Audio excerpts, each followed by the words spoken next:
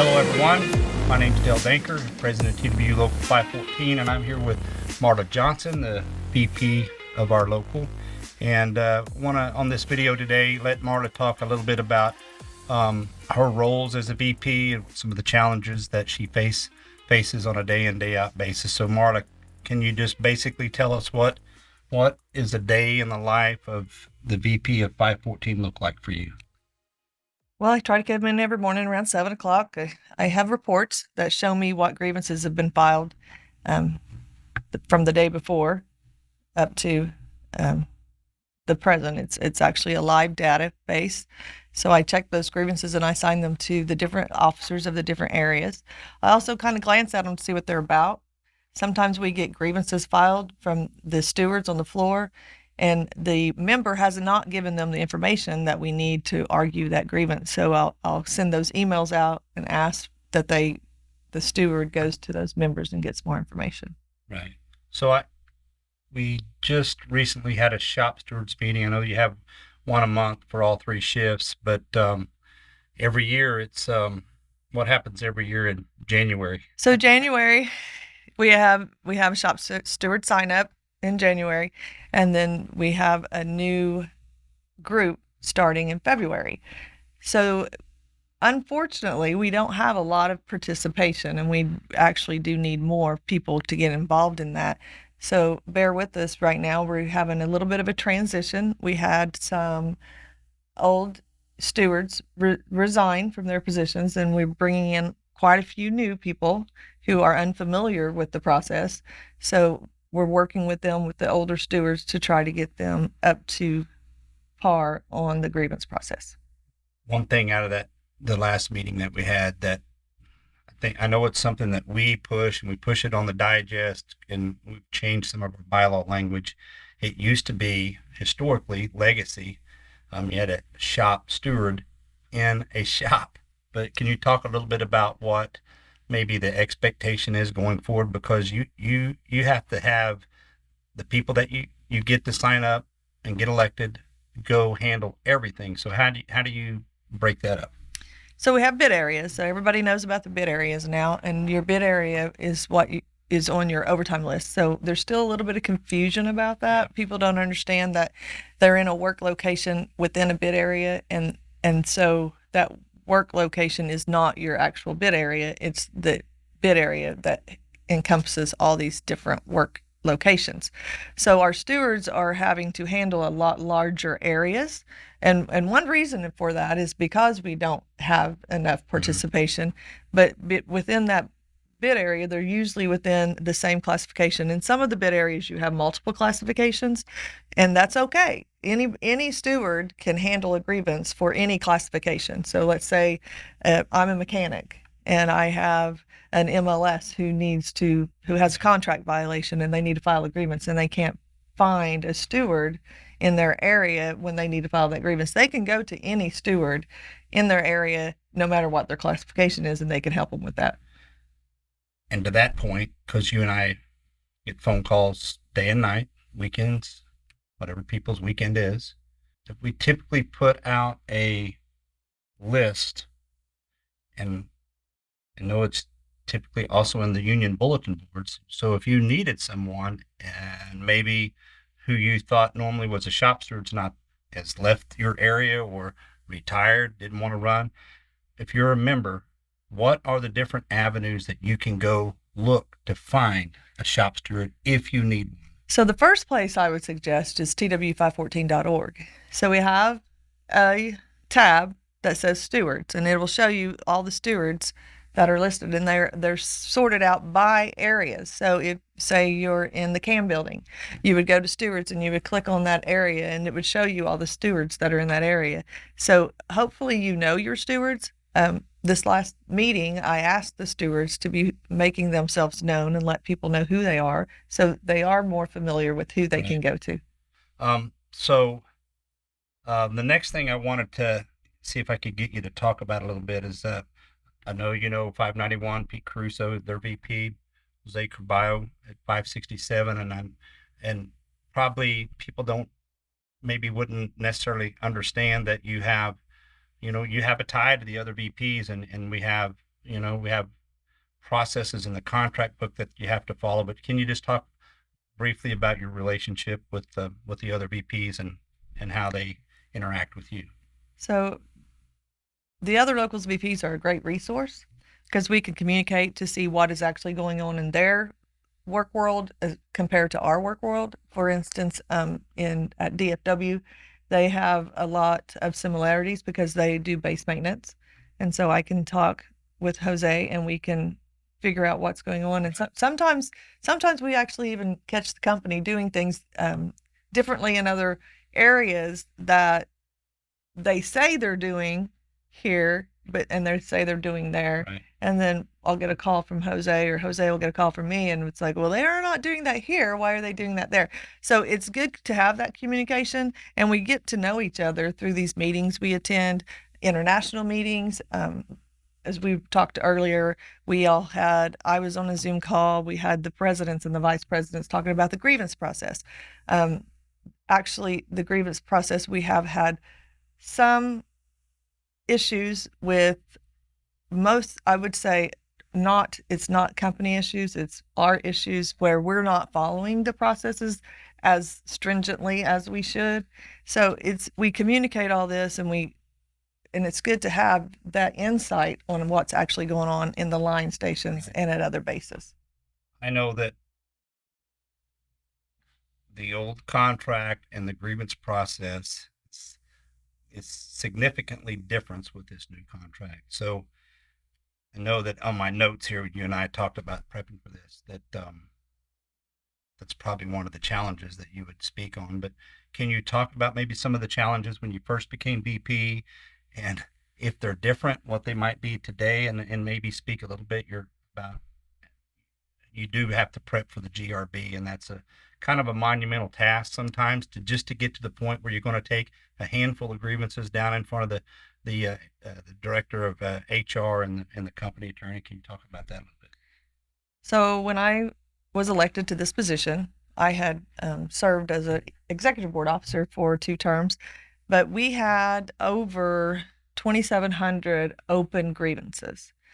We are now at probably 1,767 when I checked it this morning.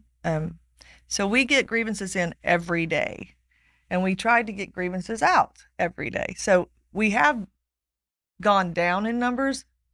In my opinion, we haven't gone down enough. But when we go through some of these older grievances, what we're finding is there is no information.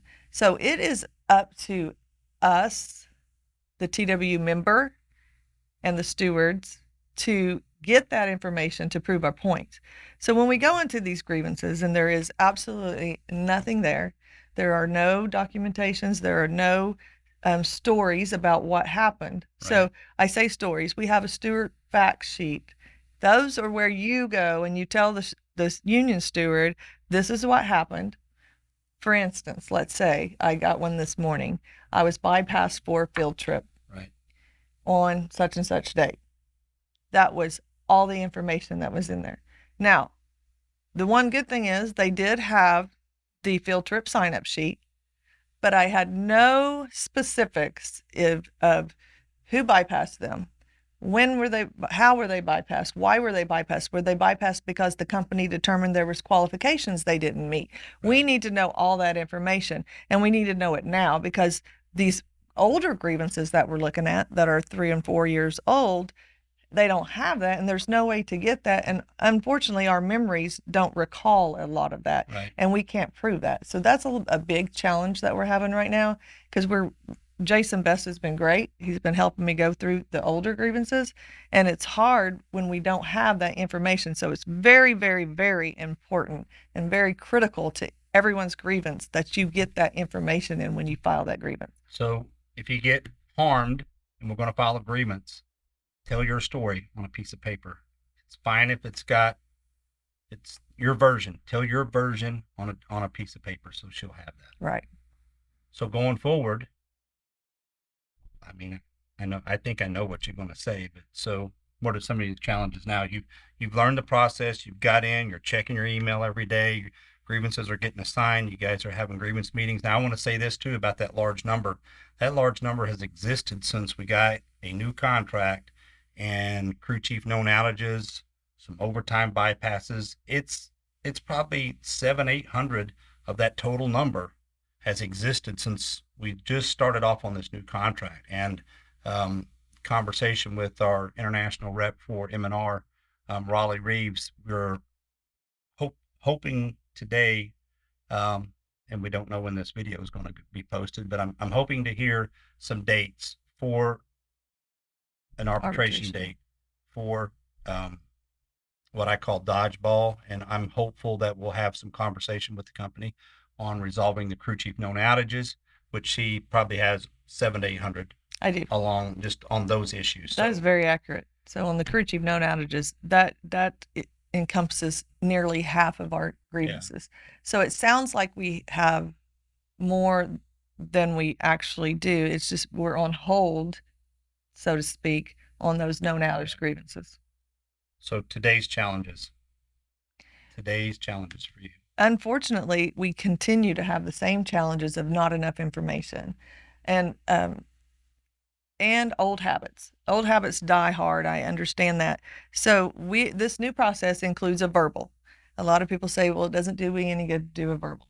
Well, in the contract, we have a contract book. We have to follow the contract. And in the grievance process, the first step to a grievance is a verbal.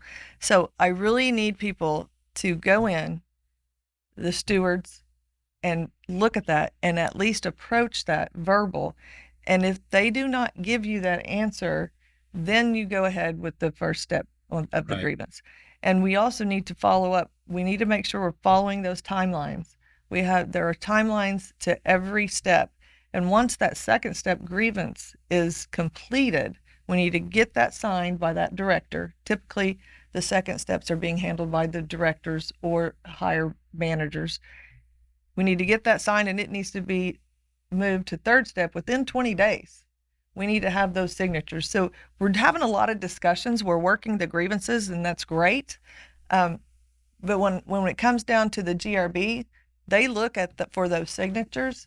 And even though we know and the directors know that we've been communicating those and we have been working those actively, it's hard to prove that if you don't have those dates and those signatures on those pieces of paper. So that's one thing that we're going to have to improve on. And it's like I said, old habits die hard, and it's going to be calendars. Like I told my guys Monday, put a calendar notification in your phone and put a little note on there. I need to follow up on this grievance. And because if I put a calendar notification in and I don't put a note, I don't know what on my calendar. I have so many things going on that I don't know what's going on. So jot a note, write a note, put it on your calendar. If you're a paper person, put it on a calendar. Right. Jot down, hey, need to follow up on grievance such and such. So we need to do better at documenting those steps. Okay. Got work to do. Would you say that if I was a steward on the floor, there was something that possibly harmed a member, tried to find a supervisor, couldn't find a supervisor, or if I went and tried to have a verbal with the supervisor that was there, he would say that happened when I wasn't here, you need to talk to this supervisor anyway, that management in that situation kicked the can. What would you say that a steward should do in that instance? So document which supervisor you spoke to. So the supervisor doesn't have to be the supervisor who was on shift when the grievance occurred. They represent the company. Our duty is to go to that management team member and verbally speak on that grievance. Now, he has 3 days to come back with that answer. So really what the supervisor should be saying is, I'm not aware of this situation. I have 3 days. I will get back with you. Now, you know that you document that you spoke to them. And in 3 days, you go back and you say, what did you find out? And if he didn't find out anything, or if he doesn't want to pay the grievance, or he doesn't think it's a valid grievance, then you go ahead and file the first step on the grievance. So even a no answer is your answer. Correct. Go to the written. And in closing, do you have anything that you'd like to add? Probably a lot. There is a lot I like to add, but I'm not going to add too much. But I do first of all want to add a grievance is a contract violation. So I did go over this Monday in my stewards meeting. We get a lot of hurt feeling grievances is what I like to call them. We have people who they don't feel like the contract is right, and I understand that. There's a lot of things in the contract that we don't like. There's a lot of things in the contract that the company doesn't like, but it is what we have.